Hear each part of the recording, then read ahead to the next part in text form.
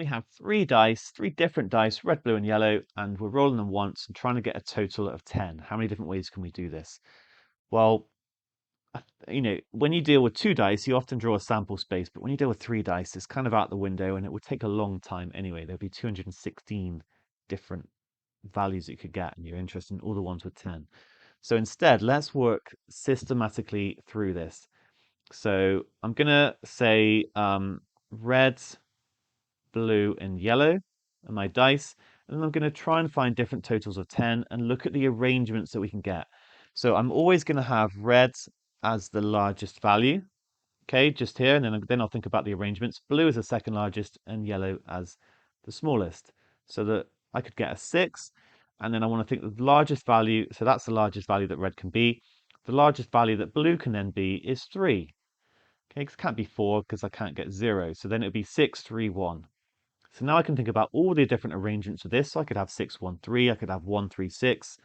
And so there's actually going to be 6 arrangements. In fact, when you have 3 objects and they're all different, there are 3 factorial or 6 ways of arranging it. Because there's 3 ways you can arrange the first one, then 2 ways of arranging the second one, and then the last one is just whatever's left over.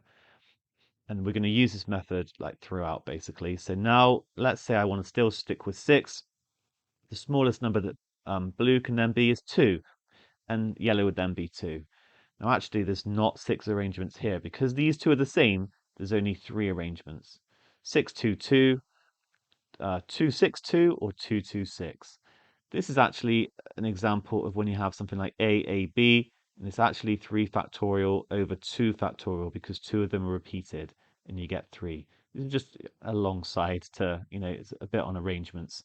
It's worth learning, and actually it's on the A-level syllabus roughly under binomial distribution, but it's not always gone into detail. But these questions often come up in math challenges, so do plenty of these. Look at, there's lots of good questions in intermediate math challenge and senior math challenge and elsewhere as well. Okay, so I've dealt with all the ones where red is 6 because I'm not going to go down to 1 because I've already dealt with that one here. Yeah, I've already dealt with 6, 1, 3 because of up here. So I'm moving on to the next one. If red is slightly smaller, 5, it would be 5. And then we can go 5, 4, 1. There's going to be another 6 arrangements. And then 5, 3, 2. There's going to be another 6 arrangements.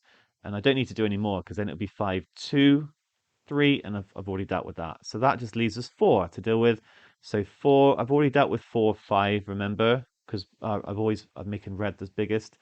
So 4, 4, 2, that will give me another 3 arrangements.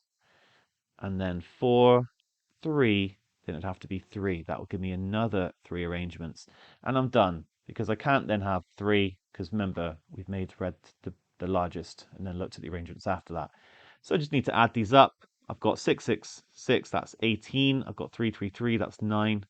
There are 27 arrangements.